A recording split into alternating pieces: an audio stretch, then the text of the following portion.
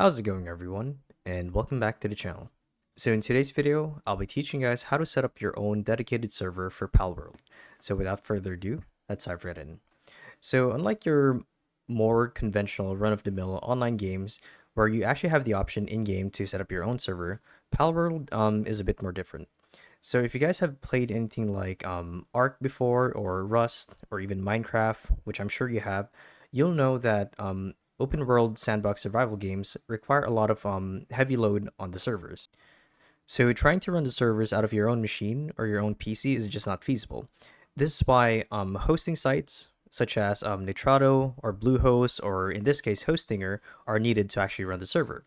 And the reason for that is because of the game's design. So the game's design is actually meant to run on a server instead of a personal computer. That's just because the map is so huge and there's so many assets to load, textures, parts of the map, actions being taken by players, and whatnot. So what I'm saying is, if you guys were to run it on your own computer, then it would just be overloaded. Or I should say the server would be overloaded. So what this means is that it actually takes a massive hit on your performance. So what we're going to do is we're going to actually set up our own server. And we will be using Hostinger in this case. So I myself have used Nitrado back in the day, and that was for Ark for my server. And while it was alright, I will have to admit that they were a bit on the pricey side. And because it was a copy of the official server, you could just tell that the gameplay experience in that server was not pleasant. So there were frame drops here and there, server lag and whatnot. But with something like Palworld, which is relatively new, you guys should be fine. So let's first talk about the requirements to run a basic Palworld server. So because it's randomly generated, here's what you guys need. So the recommended specs are you either need to run on Windows, preferably 10 or 11, or Linux, and your CPU or your processor has to at least be a quad-core processor. RAM needs to be 8 gigabytes at least, but if you guys are thinking about running a big server, then I would recommend something higher than 8. So it actually depends on your plan here.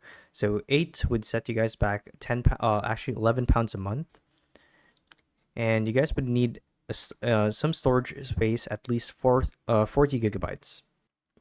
Now, I personally would recommend a bit over 40, as more headroom means better server performance, which is what we're looking for. So as you can probably tell, here are the packages, and to get here, let me show you guys. So in this case, because we're using Hostinger, you would want to log into your account in their homepage, so like normal, as you can see. And once you guys are here, you want to click on VPS, because this is actually where you'll get access to the VPS hosting or the game panel hosting, as you can see here. So the idea here is to click on the game panel hosting and buy this package right here. So this one is actually the basic one for Palworld. So it hits all of the criteria to actually run the server. So it has 8 gigs of RAM, 100 gigabytes of NVMe disk space. So this talks about an SSD. So this means that your servers are going to run very smoothly, and so on. So the steps for peer-to-peer hosting is as follows. You guys would want to go to your VPS overview menu. So this is what it would look like if you actually bought a package. So the server is going to be listed in your account like so, and you could actually set it as a Palworld server, I should say. And to do so, you'd want to follow this path: VPS overview, panel access, and click the login URL. So when you log in, you want to enter your admin panel username and password. So this one, this much is known. So from here, you want to click create an instance, and among the list, you want to select Palworld.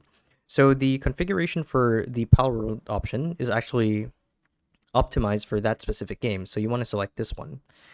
Then you want to click on create an instance and wait until the creation process is complete. So basically let the Hostinger work its magic to create your server.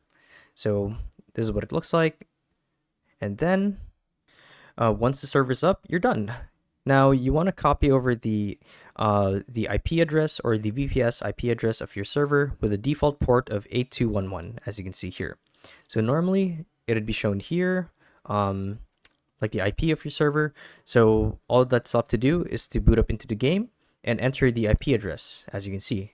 And congratulations, you've just created your own dedicated server for Palworld. So there you guys have it.